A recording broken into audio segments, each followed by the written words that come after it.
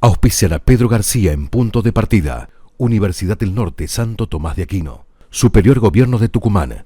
Caja Popular de Ahorros. EDET Sociedad Anónima. Municipalidad de San Miguel de Tucumán. Personal.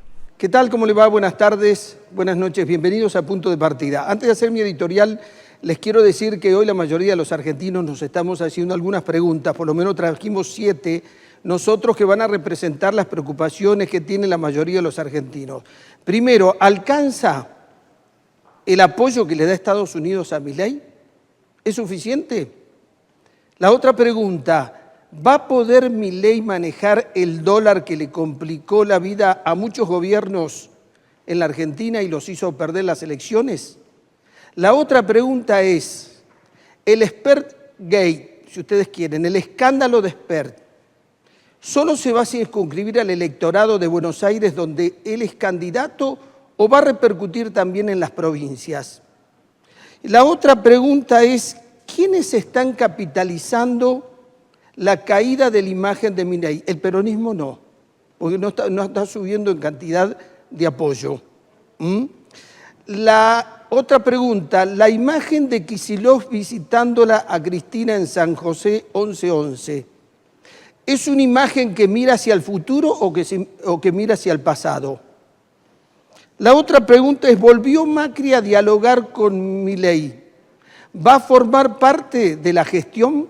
¿Va a haber dirigentes del PRO en la gestión de Milei? ¿Va a haber un cambio en ese sentido o Milei prefiere seguir solo y aislado? Y la última es, ¿va a ser capaz Milei de lograr un acuerdo de gobernabilidad con los gobernadores y tranquilizar el escenario en el Congreso? Preguntas que son necesarias responderse para entender en qué punto está parada la Argentina. Vamos a ver un video, por favor. Cuando vos robás con código, la sociedad está tranquila. ¿Cómo es robar con códigos? Y que, por ejemplo, haces una banda, hicieron un boquete en Callao y Las Heras. O sea, robar un banco es robar con códigos. De eso no tengas duda, pero ahí está después, de eso no tengas duda. Pero después hay esa suerte y verdad, ahí está la policía, ahí están los fiscales, ahí está, a suerte y verdad. Siempre va a haber muchachos que les gusta vivir a la gente. No, porque vos hablas de la expropiación de tierras, ¿no? Bueno, te traigo a tema. Vos tenés 4 terrenos, no que te compraste porque trabajaste. Sí. ¿Para qué los querés? ¿Para qué querés 4?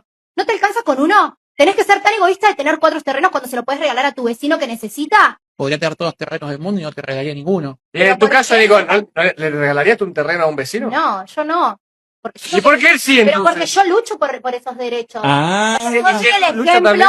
de lo que está mal. Entonces, en los países donde se aplicaron tus ideas, tuvieron que construir muros para que la gente no se escape. Porque ellos eran de derecha que querían irse y no se tenían que quedar para ver nuestro triunfo y para que puedan aprender. Porque eso es la democracia. Poder enseñarle al otro, Pero en Corea obligado del no. Norte y en Cuba y en Irán no hay democracia. Eso es lo que vos fuiste a En alguno de esos Venezuela países. tampoco. Fíjate, quédate ahí una semanita. Hay un hotel muy copado que te puedo recomendar, porque si no después tenés que comer pollo y arroz, pollo y arroz. En este hotel te sirven lo mejor, pero no voy a eso. Bueno, esta forma de pensar es de muchas personas. En la sociedad primitiva no existía una legislación, no existía ningún tipo de legislación, y uno cuando quería apoderarse de lo que tenía el otro, lo hacía con violencia. O sea, la propiedad privada en sí podía estar en la conciencia de los pobladores antiguos, pero no estaba legislado. Cuando vamos hacia la sociedad moderna, ahí sí entendemos que hay 3 derechos que hay que proteger básicos: a la vida, a la libertad y a la propiedad privada. Entonces se crea la propiedad privada, para lo cual se frena que alguien por la violencia se quede con mi propiedad privada. Ahora, esta forma de pensar de esta joven, que es de muchos en la Argentina, es como quedarse en el medio, porque ellos dicen, no vamos a volver a la sociedad antigua donde me quedo con tu propiedad privada por la violencia, pero sí por la fuerza, porque lo puede hacer un gobierno asentado en una determinada ideología y que diga cuántas propiedades privadas puede tener uno y si puede tener propiedad privada. Porque hay sistemas políticos donde la propiedad privada no existe. Yo cuando fui a Cuba me decían, las casas no son de las personas. ¿De quién son? Del gobierno. Bueno, entonces son de Fidel, decía yo, porque vivía Fidel Castro. Porque cuando se dice que no hay propiedad privada, no la tienen los de abajo, los de arriba sí siempre tienen, ¿no? Bueno, este es un tema muy interesante. Por eso hoy Álvaro Aurane va a hablar sobre la Revolución China, la Revolución de Mao, 1949. Es la instauración de un gobierno comunista. Mientras Eisenhower miraba a Europa, de pronto en China hubo una revolución de origen comunista. Eisenhower miró a sus asesores, a su equipo y dijo, ¿en qué hora ocurrió esto? Y ahí, a partir de la revolución de Mao, Asia comienza a tener una preponderancia en la geopolítica. Y después viene la guerra de Corea y de Vietnam, que de alguna manera la consecuencia de esto que estábamos dentro de una guerra fría. Interesante para que vean, porque ahí había un sistema de pensamiento, de gobierno, muy especial. La propiedad privada, ¿por qué es importante defenderla? Porque ordena, porque pacifica la sociedad. Entonces, estos que predican en contra de la propiedad privada, sepan que cuando no la hay, estamos en una sociedad inestable, en una sociedad donde hay violencia. Un tema que está relacionado con la propiedad privada. ¿Qué le está pasando a la clase media en la Argentina? Está muy golpeada. Miren, la clase media tradicionalmente y en la mayoría de los países, sobre todo latinoamericanos, es la que sostiene las tradiciones de un país. Es la que respeta las instituciones y tiene un civismo activo. La clase media es la que invierte en capital humano. ¿Qué significa? Quieren que sus hijos sean profesionales. Y usted me dice, ¿y esto qué repercusión tiene en la economía? Mire, muy fácil. Cuanto mayor es la capacitación de nuestros hijos, mayor es el precio del mercado. Si mayor es el precio del mercado cuando van a trabajar, van a tener mayor capacidad de consumo. Y como van a consumir mucho más que si no tuvieran título, entonces ellos mueven la economía. La clase media, las clases medias vigorosas son las que mueven la economía, las que generan emprendimiento, las que innovan en los países, las que cuidan el crecimiento económico. Por eso que esté golpeada, se explica por qué hay tan pocas empresas pymes en la Argentina, aparte del sistema económico, el sistema impositivo.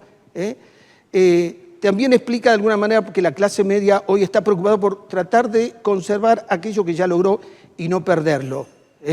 Y además también uno lo ve en las universidades, en las matrículas.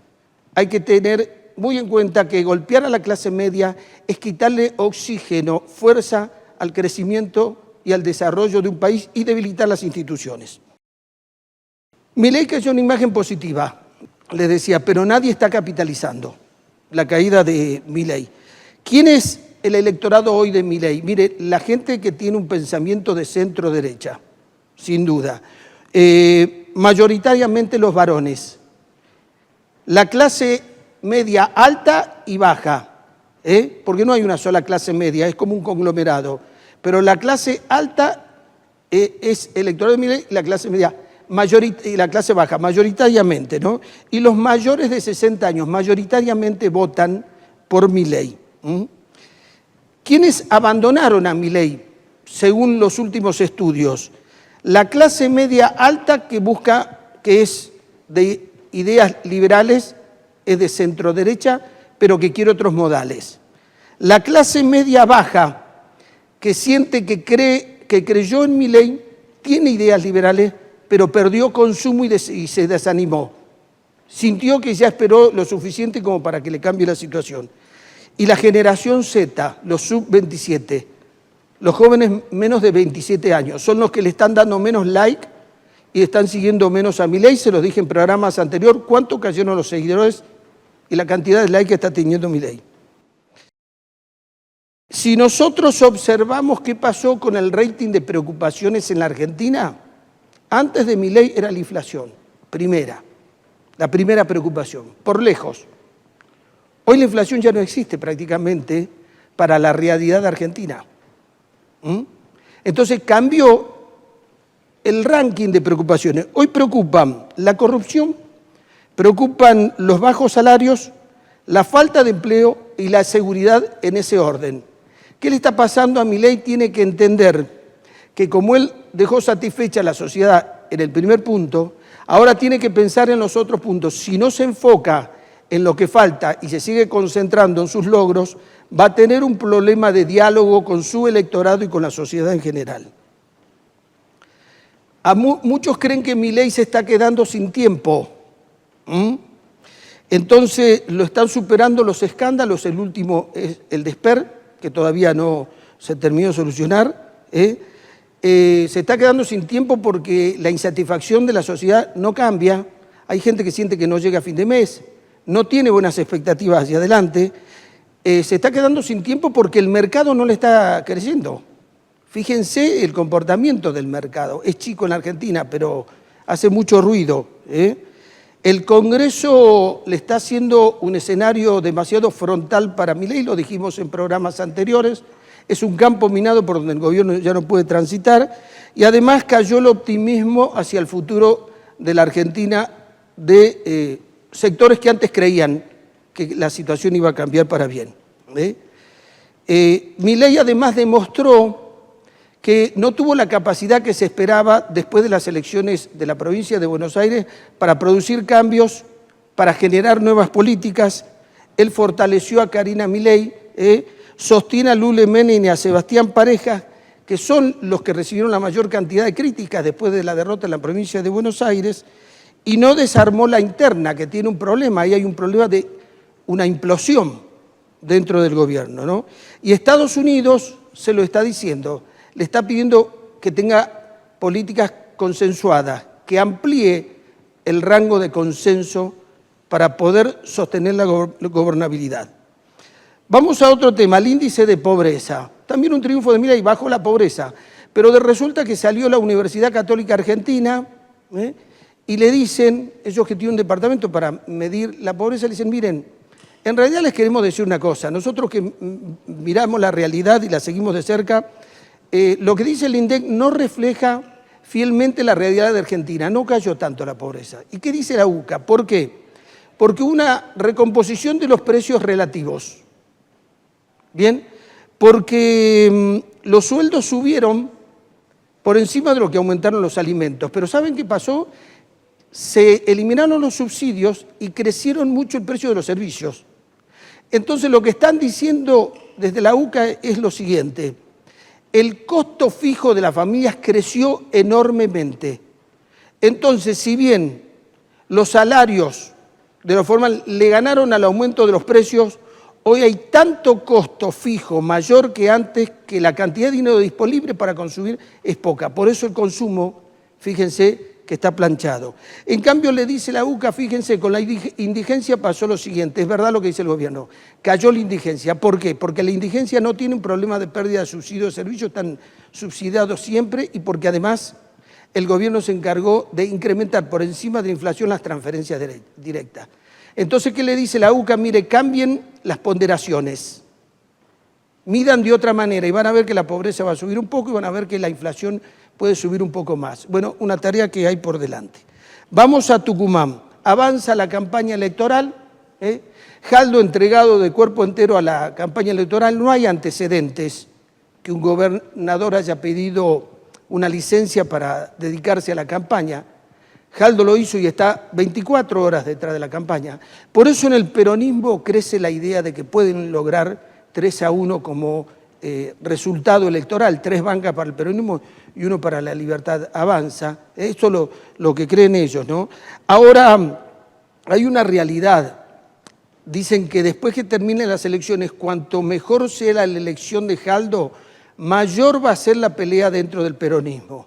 Porque sostienen que después del 26, el 27, el lunes 27 de octubre, comienza en el peronismo la pelea por el 2027. Si es así, van a cometer un grave error comenzarla 2 años antes. ¿Qué vamos a tener hoy en el programa? Viene Federico Lanati, acaba de dejar la presidencia de ACDE. ACDE es la Asociación Cristiana de Dirigentes de Empresas. Le vamos a preguntar cómo es ser cristiano dentro de una empresa frente a esta realidad.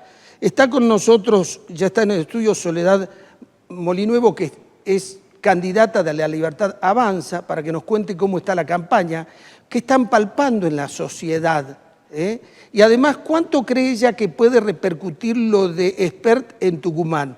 ¿Queda circunscripto, como decía recién en el editorial, al electorado de Buenos Aires o puede repercutir fuera de la provincia de Buenos Aires? Y Álvaro Aurane, ya se los adelanté, va a hablar del rojo, de Mao, un siniestro personaje de la historia que es necesario tenerlo en cuenta, porque sus ideas todavía están vigentes para algunas personas. Les propongo que hagamos una pausa y después escuchemos a nuestros invitados. Es un punto de partida.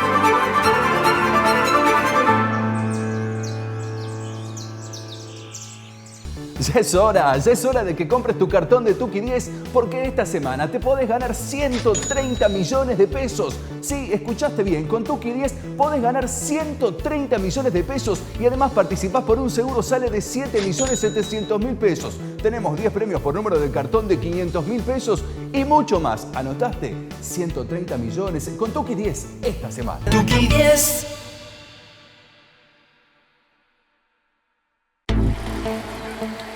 Limpiar un canal lleva horas y el esfuerzo de muchas personas. Ensuciarlo. Solo segundos. Lo que tirás hoy, mañana vuelve a tu puerta. San Miguel de Tucumán limpia es responsabilidad de todos. San Miguel de Tucumán, la ciudad que queremos. Hemos tenido la posibilidad de recorrer y verlo a los chicos trabajar con un entusiasmo y se están preparando porque de las escuelas técnicas no hay duda cuando van egresando para tener una salida laboral. Y hoy en este mundo globalizado, la economía globalizada, el gran desafío es conseguir un trabajo de calidad. Y estas escuelas técnicas en la provincia de Tucumán los prepara para eso. Bueno, a mí me gustaría... ¡Pará! Entonces, ¿qué queda para mí? Me dicen que no pueden vivir sin mí y con suerte si me limpian los filtros. Hasta un 15% podrían ahorrar. Ni hablar de ponerme en 24. Es una relación tóxica donde me exigen al máximo poniéndome el mínimo. Yo soy frío, pero no de hielo. ¿Te sentiste inseguro o viste una situación rara? En Yerbabuena tenemos Ojos en Alerta, un número de WhatsApp para cuidarte. Agendanos 3812-09-4934. Mandás un mensaje, foto, audio o ubicación. Y desde el centro de monitoreo te respondemos al instante. Estamos cerca tuyo. Cuidarnos entre todos es posible. Yerbabuena, el jardín de Tucumán. Es un punto de partida. Soledad Molinuevo, muchas gracias por tu visita al programa. ¿Cómo estás, Pedro? Muchas gracias por la invitación. Bueno, ¿cómo va la campaña? Bien, va muy bien, a full. Ya estamos con la cuenta, en la cuenta regresiva. Estamos a 3 semanas, así que 24/7, de lunes a domingo, recorriendo toda la provincia, caminando en redes, en medios, muy enfocados y muy bien. ¿Qué les pide la gente? ¿Qué les está reclamando? ¿Cuál es la mayor preocupación que encuentran? Mira, la gente quiere un cambio, la gente quiere que el país salga adelante, quiere que no dejemos a media, nos habla del esfuerzo que están haciendo, pero quieren que esto no quede a medias. La gente reconoce que esta es una oportunidad histórica y que no tenemos que dejarla pasar. Así que la gente quiere trabajo, quiere trabajar, quiere trabajo genuino, quiere liberarse de la carga impositiva. Es lo que más nos pide seguridad, también por supuesto, cambio en definitiva, un país distinto, no quiere volver a lo de antes. Si hay algo que nos dicen en todos lados es no volver atrás. ¿Ustedes perciben que acá va a estar polarizada la elección? ¿Es el peronismo contra la libertad avanza? ¿O va a haber espacios para que ganen voto las otras expresiones, el radicalismo, Fuerza Republicana? Sí, absolutamente polarizado. Ya lo estamos viendo. Ya lo estamos viendo. A donde vamos es Milei o Jaldo, más o menos. Es como lo plantean ellos, digamos, acá en la provincia.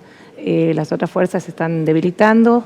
La gente tiene claro que es apoyo al presidente, al proyecto de este presidente, y los que están en desacuerdo son los kirchneristas, que son los eternos opositores, digamos, del sistema anterior. Así que está totalmente polarizada la elección. ¿Ustedes ven en eso? ¿O es Nosotros ellos vemos o eso. somos nosotros? Sí, nosotros vemos eso en la calle. Soledad Molinuevo, ¿cómo crees que puede impactar en el electorado de la provincia de Tucumán lo que ocurre en Buenos Aires? Este escándalo con Esper llega hasta acá, hay una onda expansiva, se circunscribe solo a lo que es el electorado de Buenos Aires, que es donde él es candidato. ¿Cómo lo observas? Mira, yo creo que lo que le pasó a José Luis Esper es parte de una operación más de las tantas que el kirchnerismo está haciendo y sacando de hace un mes, desde que empezamos la campaña, ¿no? De septiembre en Buenos Aires, y ahora seguimos en campaña, y van a seguir saliendo cosas así, cosas que pasaron hace tiempo y que las están sacando ahora, forman parte de operaciones armadas estratégicamente, porque salen cosas viejas que salen ahora en época de campaña, con cuentagotas, direccionadas a personas que están en los primeros puestos en las candidaturas. José Luis ya salió a aclarar qué es lo que pasó, cuál era su relación con este señor. Estoy segura que la gente en Tucumán entendió. No va a tener seguramente mucho menos impacto por ahí que en Buenos Aires, donde él es candidato, ¿no? Pero la gente ya la tiene clara. Ya esto no es la primera vez, viene viéndolo hace tiempo, cómo funciona el tema de las operaciones estas que están saliendo contra el gobierno nacional, que el único objetivo que tiene es desestabilizar el gobierno y quitarle credibilidad. Y yo creo que en definitiva lo están haciendo cada vez más fuerte, porque se está haciendo evidente que son operaciones. Ninguna de las cosas que han ido saliendo se han podido probar hasta el momento, así que yo creo que no va a influir en nada, por lo menos acá en Tucumán, y en Buenos Aires tampoco. Uno se plantea cuánto será el ausentismo, porque te darás cuenta que tiene una presencia muy fuerte. En Buenos Aires ganó el ausentismo, 5,6 millones de personas contra 3,8 que sacó el peronismo. Y acá en Tucumán ven que hay una predisposición a ir a votar. Vemos que la gente quiere ir a votar. La verdad que es una campaña de medio término atípica, desde el momento de que el propio gobernador se puso como candidato testimonial y está moviendo el aparato en la forma tremenda que la está moviendo. Se ve que no la está tomando a esta elección como una elección cualquiera. Algo le está haciendo ruido, así que va a ser una elección de medio término distinta. La gente quiere ir a votar. Yo creo que va a ir mucha más gente que la normal en una elección de este tipo. Así que no creo que vaya a haber tanto ausentismo como en otra elección de este tipo, digamos. ¿Sentís que el Congreso que viene es un Congreso que va a discutir temas centrales de la Argentina, tal vez los últimos más importantes de las últimas décadas? Teniendo en cuenta que hay una reforma laboral pendiente, una reforma impositiva, y que para que Milei tenga éxito y para que la Argentina pueda despegar, necesita de estas reformas. Por supuesto, yo creo que va a haber un gobierno anterior al 26 de octubre y otro gobierno posterior, cuando pueda gobernar en paz. Este gobierno yo creo que llegó con 4 metas principales, puntos principales de proyectos. Bajar la inflación, que es el peor de todos los impuestos, lo sabemos porque no está legislado y es el que afecta al bolsillo en el día a día a la gente.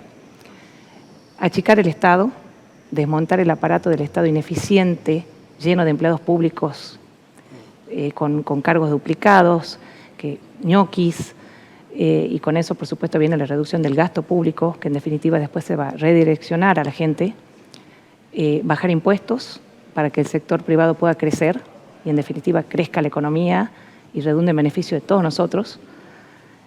Y, no te voy a decir terminar, pero por lo menos que todos los delincuentes vayan presos. Yo creo que esos son los 4 pilares fundamentales del gobierno este. La inflación lo está logrando. Es histórico cómo desplomó la inflación en un mes, en 40 días. Y las grandes reformas para lograr todos estos 4 puntos que yo te digo son la reforma laboral, la tributaria y la previsional, como decís vos, que se va a encaminar después de estas elecciones y cuando el gobierno pueda gobernar en paz y dejen de ponerles tantos palos en la rueda, va a enfocarse a lograr esas 3 reformas que son fundamentales para el progreso del país. Para terminar, para lograr estas reformas va a tener que hacer acuerdos. ¿Lo ves a Milei que tenga predisposición, que tenga capacidad para hacer acuerdos, que los tuvo en su momento con el gobernador, pero hoy están rotos al juzgar por lo que está pasando en el Congreso? No, por supuesto que sí. De hecho, acaba de nombrarlo ministro del Interior, Alessandro Catalán, que es nuestro referente acá en Tucumán, tucumano, presidente de La Libertad Avanza. Lo nombró exclusivamente para eso, para recomponer relaciones con los gobernadores. Es un presidente sumamente inteligente, abierto al diálogo, y es un presidente que lo que quiere es sacar a la Argentina para siempre de décadas de estancamiento. No quiere darle una lavada de cara, no quiere engañar a la gente con dádivas, quiere realmente quedar en los libros de historia por haber sido la persona, el presidente que sacó a la Argentina adelante para siempre. Así que no tengo dudas que va a hacer lo que tenga que hacer para lograr el cometido, que es ese, salvar al país. Así que si tiene que arreglar con los gobernadores provinciales, seguramente lo va a hacer, y va a hacer todo lo que ayude al país a salir adelante. Te hacía esta pregunta porque, bueno, con Jaldo tenía buena relación, pero ustedes al estar haciendo campaña y tener que observarle la gobernación a Jaldo, le cambió el humor. Sí, a Jaldo le cambió el humor, pero del 26 y 27 le va a cambiar de nuevo. Puedo asegurar. Igual su lista testimonial, ahora son todos unidos por Tucumán, y el 27 van a volver a odiarse como se odiaban antes de unirse. Es conocido la relación que hay entre todos los candidatos de esa lista testimoniales, 6 de 7. No se pueden ni ver. Ahora están unidos por Tucumán, y el 27 otra vez van a estar a las trompadas por los cargos y por el poder. En definitiva, que es lo único que les interesa. Soledad Molinuevo, muchas gracias. Muchas gracias a vos por la invitación. Ya volvemos. Es un punto de partida.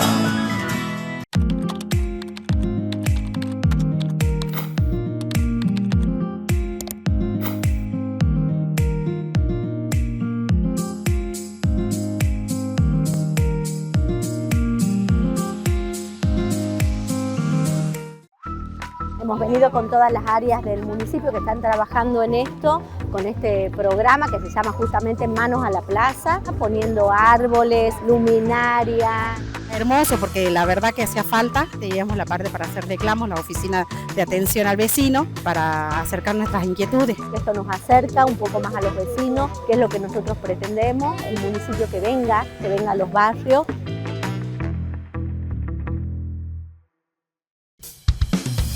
Conmemorando el Día del Camino, el Día del Trabajador Vial, esa repartición tan importante que tiene que ver con la conectividad en la provincia, con la seguridad vial, que los tucumanos podamos transitar de un lugar a otro con las rutas en condiciones. Esta gran repartición que es vialidad de la provincia ha permitido ya arreglar varios caminos, kilómetros de caminos provinciales, secundarios y terciarios con las comunas y los municipios de la provincia.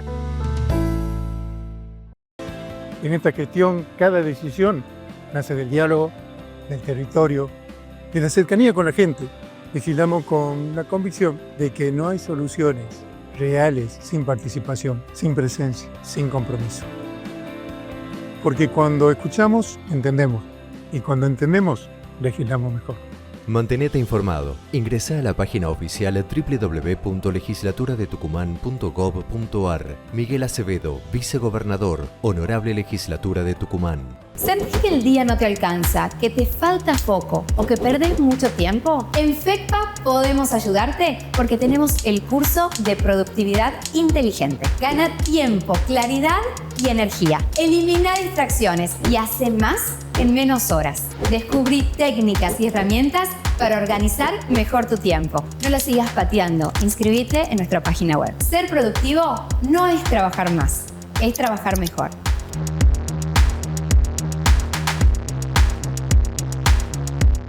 Yerbabuena, el jardín de Tucumán. Bueno, a mí me gustaría... Pará. Entonces, ¿qué queda para mí? Me dicen que no pueden vivir sin mí y con suerte si me limpian los filtros. Hasta un 15% podrían ahorrar. Ni hablar de ponerme en 24. Es una relación tóxica donde me exigen al máximo poniéndome el mínimo. Yo soy frío, pero no de hielo. Es un punto de partida. Federico Lanati, qué gusto tenerte en el programa. Así es. Nuevamente, hace 30 años eran. Sí, la así primera es. vez. Así es. Vos dejaste hace pocas horas Sí. la titularidad de ACDE. Contale a la gente qué es esta Asociación Cristiana de Dirigentes de Empresa, por qué formaron la agrupación y cuál es el objetivo que tienen. Bueno, primero son personas Ujú.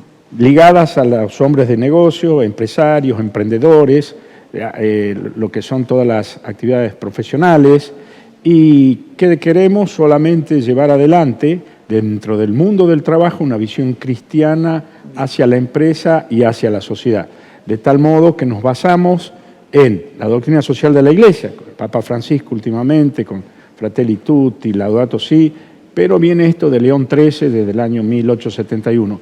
Y también tenemos muy en cuenta lo que ha pensado y ha hecho nuestro fundador de ACDE Argentina hace más de 70 años. Él se llama Enrique Shaw, fue un empresario argentino, vivió con nosotros 41 años, murió hace tiempo ya, y bueno, él está en proceso de canonización. Sí, sería el primer empresario santo de la Argentina. No, ¿de qué? De Argentina, del mundo. Del mundo. ¿Podés creer? Del mundo. O sea que lo tendríamos al Papa y quizás al primer beato, porque es con un milagro, Enrique Shaw, que nos alegra muchísimo porque este año, lo que hace 5 años se presentó un presunto milagro, las distintas comisiones en el Vaticano de médicos, que algunos son agnósticos, y de los cardenales han visto que el proceso va.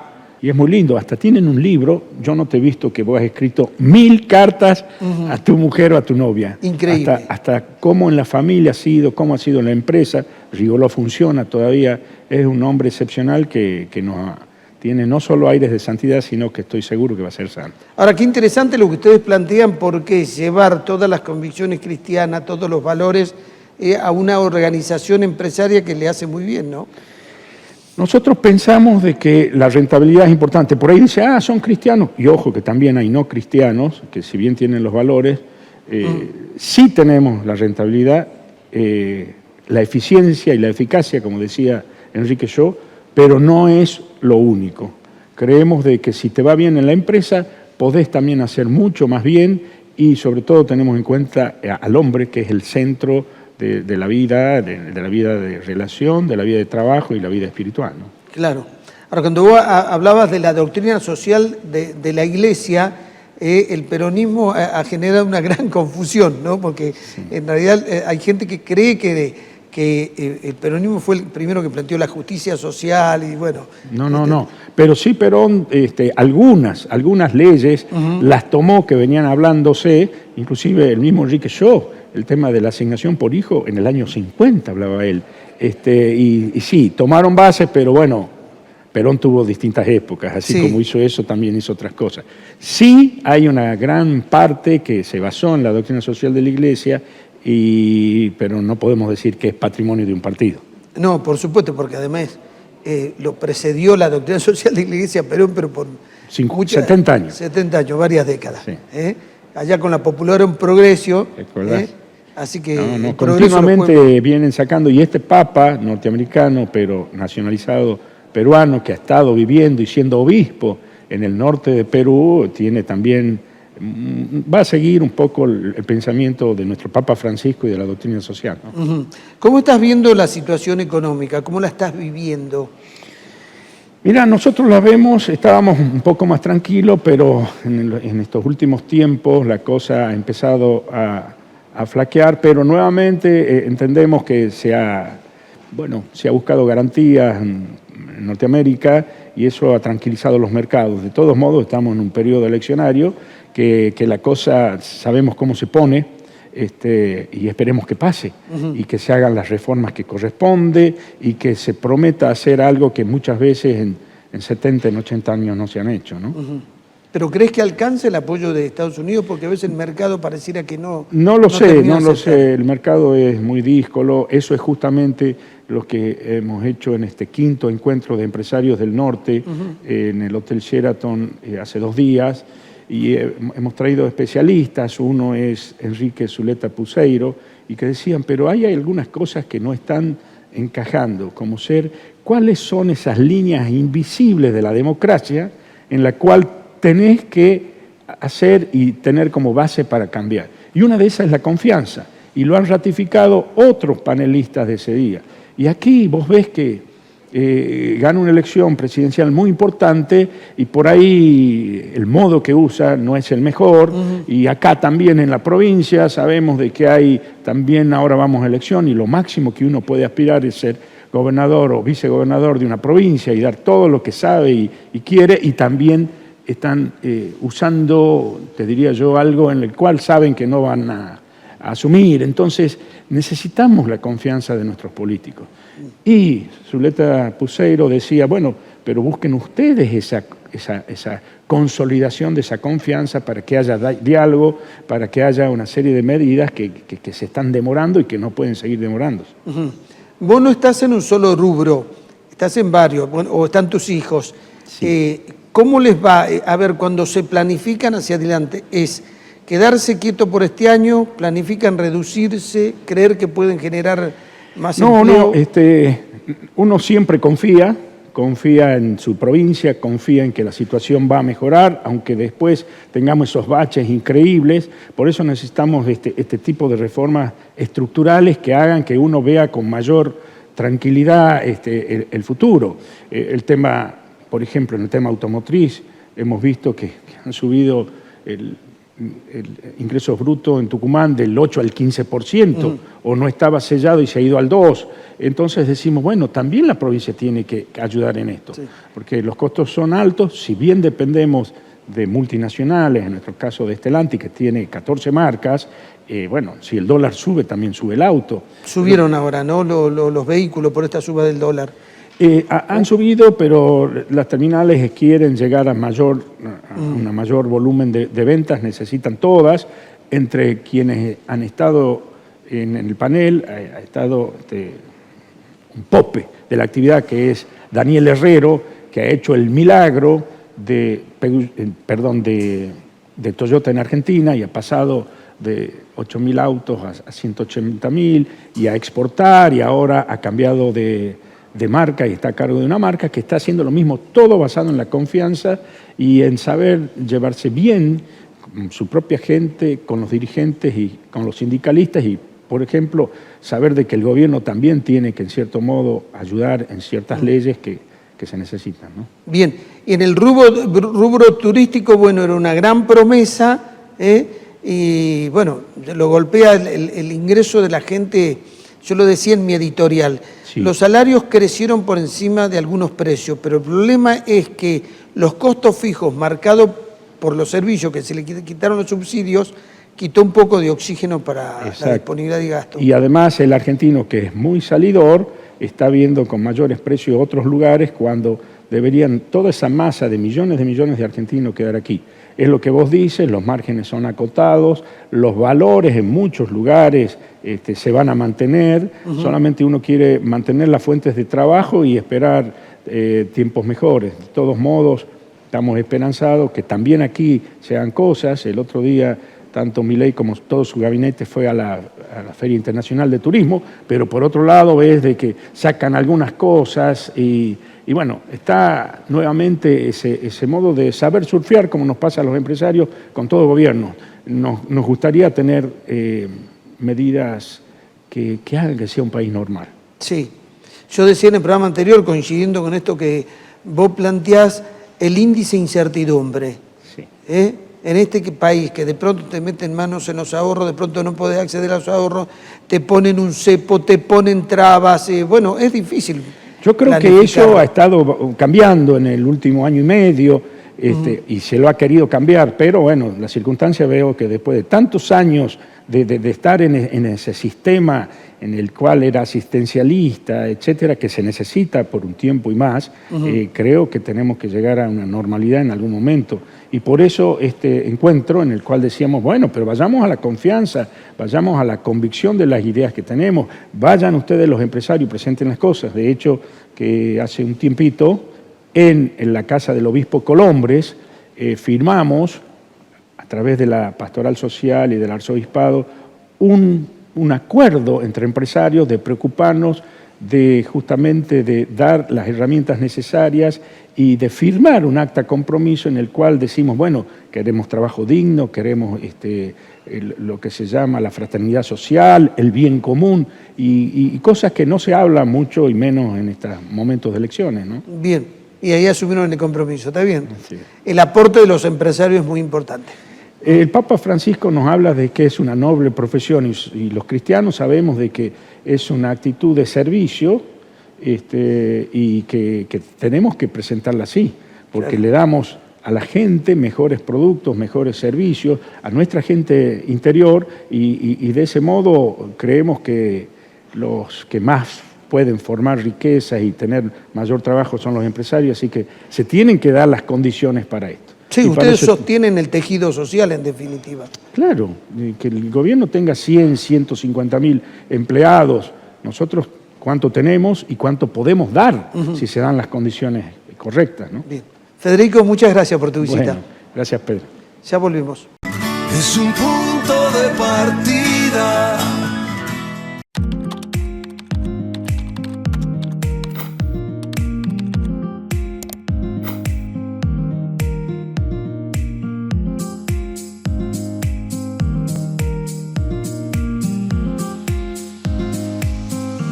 Una plaza no es solo un espacio verde, es el lugar donde los chicos juegan, los abuelos descansan y las familias se encuentran.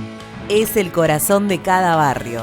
Por eso, desde el municipio ya recuperamos 64 plazas y parques, creando espacios de encuentro, de recreación, de comunidad. Cada banco nuevo, cada luminaria, cada juego instalado es mucho más que una obra. Es una invitación a salir, a compartir, a volver a encontrarnos, porque transformar una plaza también es cuidar los lazos que nos unen y transformar la ciudad es transformar la vida de quienes la habitan. San Miguel de Tucumán, la ciudad que queremos. Hemos tenido la posibilidad de recorrer y verlo a los chicos trabajar con un entusiasmo y se están preparando porque de las escuelas técnicas no hay duda cuando van egresando para tener una salida laboral. Y hoy en este mundo globalizado, la economía globalizada, el gran desafío es conseguir un trabajo de calidad. Y estas escuelas técnicas en la provincia de Tucumán los prepara para eso.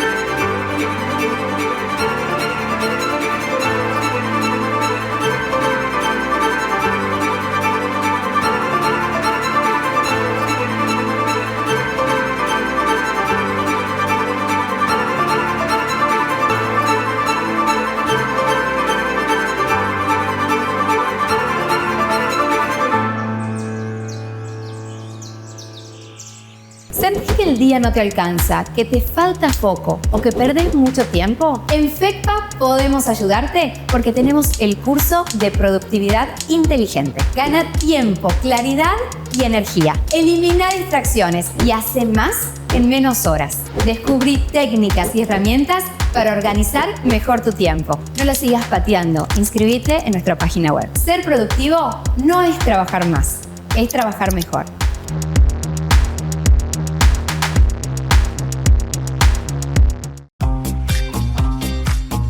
¿Te sentiste inseguro o viste una situación rara? En Yerbabuena tenemos Ojos en Alerta, un número de WhatsApp para cuidarte. Agendanos 3812-09-4934. Mandás un mensaje, foto, audio o ubicación. Y desde el centro de monitoreo te respondemos al instante. Estamos cerca tuyo. Cuidarnos entre todos es posible. Yerbabuena, el jardín de Tucumán. Es un punto de partida. Álvaro Aurane, ¿cómo estamos? Querido Pedro, muy bien. ¿Cómo estás vos? Bueno, me alegro, muy bien. Hoy un tema que me fascina, ¿no? En 1900 China estaba invadida por 15 países. Inglaterra la invadió después de la Guerra del Opio. Japón la invade y comete las atrocidades que si alguien lo sorprendió lo que hizo Hitler, ni se enteran lo que hicieron los japoneses realmente en China. Entonces se formaron sociedades secretas porque se rompe el confucianismo, que eran círculos concéntricos donde te decían a vos cuál era tu relación con tus padres, con tus hermanos, con sus superiores, con tus inferiores, con la sociedad. Tenía organizada la sociedad, acá está desorganizada China, y de pronto viene esta revolución comunista, allí donde Marx no la había pensado, porque Marx pensó el comunismo para las sociedades industriales como era Inglaterra y Alemania. Y Eisenhower estaba mirando Europa. Cuando le ocurrió esto en China, lo mira a sus asesores y dice, ¿en qué hora ocurrió esto? De pronto tenían el comunismo ahí y bueno, la Guerra Fría hace que comience Asia a formar parte de la geopolítica que había en el mundo. Cuando te escuchaba pensaba, ¿no? en eso que señalabas, porque justamente las grandes potencias comunistas fueron preindustriales, ¿no? La Unión Soviética era absolutamente preindustrial, digamos. Conocía el feudalismo hasta precisamente la revolución del 17, y a China le va a pasar otro tanto. Recién va a terminar, digamos, el imperio en esa misma segunda década del siglo XX y va a salir de ese imperio verdaderamente en condición ruinosa. En primer lugar, para no perder de vista, el opio se lleva puesto el imperio, ¿no? Es decir, el abuso de las potencias coloniales occidentales, con Gran Bretaña a la cabeza en la primera guerra del opio, en la segunda ya intervienen otras potencias, Francia, nada más ni nada menos que entre ellas, pero entre estos abusos, los tratados desiguales que firman y el opio, ¿no? Desbarataron básicamente este imperio, que como estaba colapsado, empieza a generar un sistema cuasi feudal, que eran los señores de la guerra, ¿no? Es decir, se empiezan a armar por provincias ejércitos privados que le cobraban básicamente impuestos meramente locales a la gente a cambio de brindarles protección. Cuando caiga básicamente el primer emperador al poder en lo que va a ser la Primera República, la va a asumir quien era un general de los ejércitos del emperador, se llamaba Yuan Shikai, que muy poco tiempo después decide tomar el camino de la autocracia. Es decir, se da cuenta que la república era verdaderamente trabajosa, ¿no? Sus decisiones eran discutidas en la Asamblea Nacional, eran modificadas o eran rechazadas. Así que cancela primero la Asamblea Nacional y ante el levantamiento de las asambleas provinciales, cancela también esas asambleas y luego hasta intenta proclamarse él mismo emperador. Tiene la gentileza de morirse pocos meses después. Y entonces llega el primer Frente Unido, un primer Frente Unido cuyo líder es Sun Yat-sen y que tiene dos cimientos. El Partido Nacionalista, que es el Kuomintang, cuyo líder es Chiang Kai-shek, que va a ser el encargado de terminar con los señores de la guerra y darle unicidad territorial y sobre todo control de todo ese territorio al gobierno para no ser un Estado fallido. Y por otro lado, Mao Zedong, ¿no? El líder del comunismo, ¿no? Este primer Frente Unido va a gobernar hacia la década de 1920, cuando justamente la Unión Soviética ya, digamos, ha salido de la guerra civil que enfrenta bolcheviques con mencheviques, y entonces el primer Frente Unido decide tener una pata comunista para su socio territorial. Hasta que se muere Sun Yat-sen y comienza la pelea por la sucesión, pelea que va a ganar Chiang Kai-shek. Se disuelve el primer Frente Unido y comienza la Guerra Civil China. Esa guerra civil se va a prolongar hasta el 37, cuando ocurra una invasión a China a gran escala por parte de los japoneses. Los japoneses declaran como acto de guerra que les habían apedreado un tren que ellos tenían en la Manchuria, ¿no? Básicamente eso les había tocado en el reparto de la Primera Guerra Mundial, y para ellos esa lapidación, por llamarlo de alguna manera, el tren es suficiente acto de guerra, y arranca la invasión a gran escala de China, y ahí se detiene la guerra civil. Hay un hecho casi novelesco, ¿no?, de la caravana en la que vienen dejando, digamos, el gobierno su sede para trasladarse a otra ciudad ante la avanzada japonesa. La caravana se detiene, Chiang Kai-shek que sale a consultar qué es lo que pasa, y los generales que le dicen, mire, el enemigo ahora no es Mao, son los japoneses. Se va a terminar gestando un segundo Frente Unido que va a enfrentar básicamente a los japoneses hasta la rendición de Japón en septiembre del 45, después de las bombas de Hiroshima y Nagasaki. Nos ocupamos de ese tema en el programa de agosto correspondiente, y se reanuda la guerra civil, que termina el 1 de octubre del 49 con la proclamación de la República Popular China de Mao, y a su vez Chiang Kai-shek, que se va de China a la isla de Taiwán, lo acompañan 2 millones de chinos, y funda ahí la República Nacionalista China, ¿no?, que incluso hasta la muerte de Chiang Kai-shek en la década del 70 va a ser la única que reconozca la ONU, ¿no? Bueno, esta revolución china, una vez establecida en el poder, va a enfrentar una serie de desafíos. Digamos, los 3 primeros años del gobierno de Mao van a ser años dedicados a el combate de la corrupción, el desperdicio, la inflación, ¿no? Y en líneas generales son 3 años que tienen algún consenso, digamos, dentro de la población, que ve nuevos ideales en el gobierno, que ve una mayor empatía básicamente con el campesinado y con los sectores pobres. La revolución de Mao es una revolución que va del campo a las ciudades, a diferencia de la revolución soviética, que va desde las ciudades, digamos, fundamentalmente ahí estalla la revolución de Lenin, mientras que la de Mao lo que va a hacer es sublevar masas campesinas en la marcha del 1.000.000 de hombres para terminar de imponerse en la lucha. Para aquellos que hablan de maoísmo, digamos, sustancialmente, pero después Mao proclama que China tenía que caminar con las 2 piernas. Decide encarar un proceso de industrialización que se llamó el Gran Salto Adelante. Gran fracaso. Que por un lado endeudó a China porque decidieron acudir a los soviéticos para la industrialización, y los soviéticos apostaban básicamente a la industria pesada, lo venían haciendo desde la salida de la Segunda Guerra Mundial con el redisciplinamiento ideológico de Stalin, pero además supuso una hambruna, Pedro, descomunal. Hay 2 momentos de muertes masivas en China. Cuando Mao hace la purga, millones de personas, y después con la hambruna. Cuando termine te voy a contar una anécdota de lo que ocurrió en Mao para que vean cómo funcionan estos sistemas autoritarios. La hambruna del Gran Salto Adelante, según los autores que consultes, va a matar hasta 30 millones de seres humanos. Sí. En una China que en ese momento tenía 600 millones de habitantes.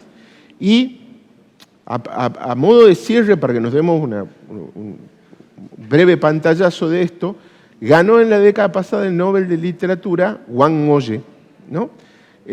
A Wang Moye se lo conoce por su apodo, Mo Yan, que significa el que no habla, porque comienza la política de restricción de la descendencia, donde las familias solo podían tener un hijo, que va a generar un desequilibrio demográfico espantoso, porque muchos cuando tienen una hija la matan y la declaran nacida muerta para tener varones que ayudaban, por así decirlo, en las labores del campo.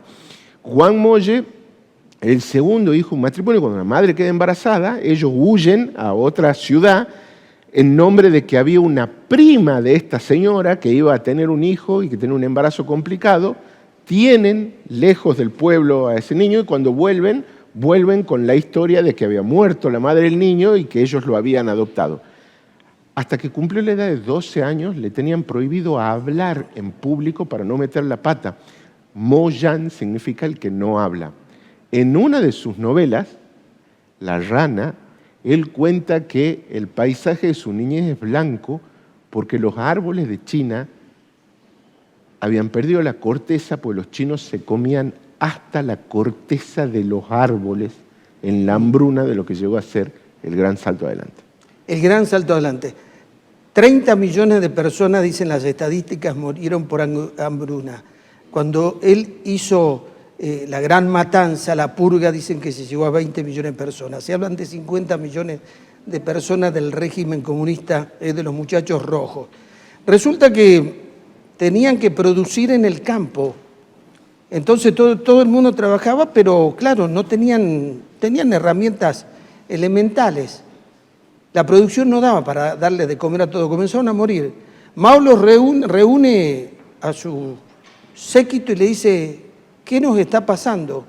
Entonces uno dice, mire, Mao, la cantidad de gorriones que hay, vieron tantos alimentos que se largaron hacia las cosechas.